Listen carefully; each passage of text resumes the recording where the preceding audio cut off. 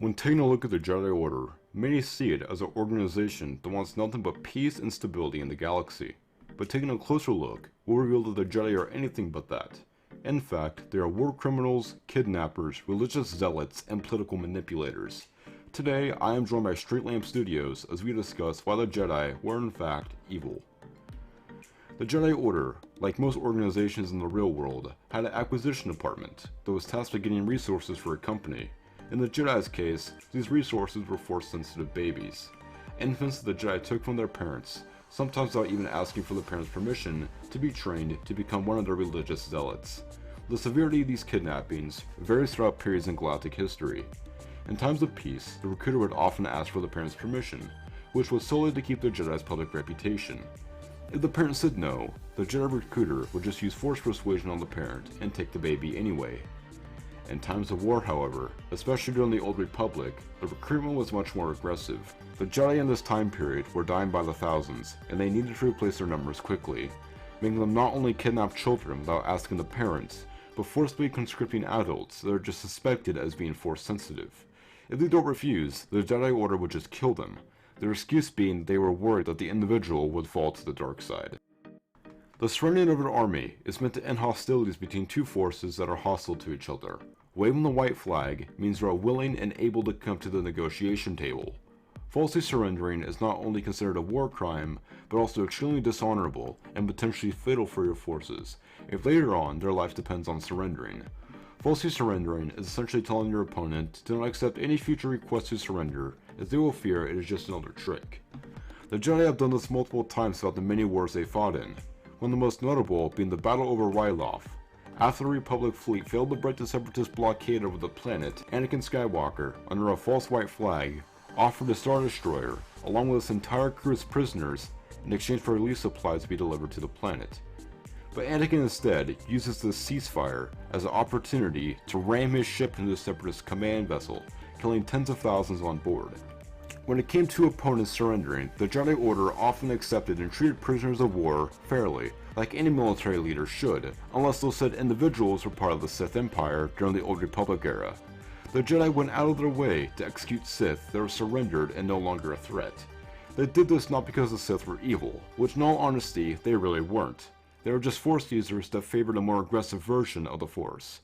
However, the Jedi still killed them on sight, purely due to religious reasons that seemed to outweigh basic rules of warfare. There are plenty of other crimes that the Jedi have committed, but I'll save those for a possible part 2 to this video. I'll now hand things over to Streetlamp Studios to discuss the more political reasons as to why the Jedi were not the good guys in the Star Wars universe.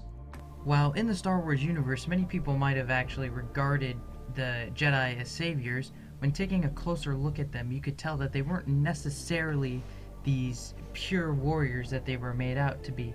The Jedi frequently actually believed that they were the center of the universe.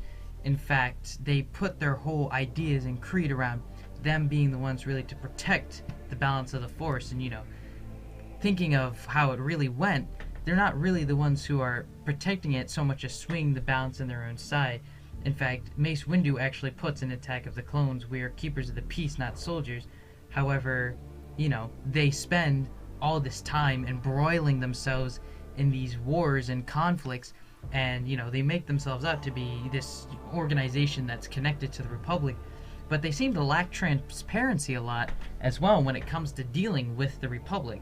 In Attack of the Clones, the Jedi are actually watching the Senate procedure go on, and, they kind of are having their own ideas happening beyond in the background. And they kind of just take over the clone army with really not much Senate approval. The Senate kind of just votes on it very quickly. And, they're allowed to have a military. They're allowed to give the Chancellor emergency powers. But the Jedi are just kind of handed this army. And they just kind of start using it without much, talk or debate about this in the Senate, which is this form that they've, been up to, that they support. When it comes to, their clarity as well, the Jedi tend to just be very, very off in what they can and can't see, and it seems like their power has really been diluted in the past, and they don't seem to really be able to, control what is going on or control their Force visions. It seems to be very random based on what they become, as well as their lack of tolerance for other people's ideals. Like you see Qui-Gon Jinn not ever having a seat on the council, as well as Dooku leaving the Jedi Council, and members such as Anakin and Obi-Wan butting heads with the council's decisions as they go through the war. And speaking of the decisions, the Jedi are very, very bad at making decisions that actually benefit the majority of people, in that they make decisions that benefit maybe the Republic overall, but they're really, the only thing that's they're benefiting is the system. It's not actually benefiting the people itself. However, they claim to be guardians of those people. They're very kind of self-centered in that way, and you can kind of see that in their military tactics, where they might have some of the best ideals at heart, but these men are not, sorry, men, these species are not, trained officers. They haven't had a lot of combat experience. Not everybody is Anakin Skywalker or Obi-Wan Kenobi, where they can just, single-handedly win battles. Many times they lead their clones into battle just for them to be killed off themselves. And, they're just generally not great military leaders. Now, they're very, very strong with the Force, but they just can't really control the military power they've been given, which results in a lot of really bad casualties in the beginning of the war. You can actually see in the siege of Geonosis, where they charge across open ground with just basically infantry right into all these mechanized and entrenched separatist positions, when they could have just aerially bombarded the positions in the ground, because they had space superiority and they had air superiority around the planet, but they just kind of ignore it. And when you talk about, military power, the Jedi also were totally willing to perform a coup against the reigning senator. Now, granted, he was a Sith Lord, but he was still fairly elected to that position and, in a way, deserved where he was sitting. Now, was he tyrannical? Probably. But the Jedi were willing to just execute him on the spot, basically, and not give him a right to fair trial, which, doesn't sound like they appeal. That doesn't sound like they appeal to the Jedi ethos to me, which is very interesting. So they're also a bit hypocritical in that way. I would like to thank you for watching this video, and if you enjoyed it, I recommend you subscribe and like the video to stay up to date with all future sci-fi lore videos that come out on this channel.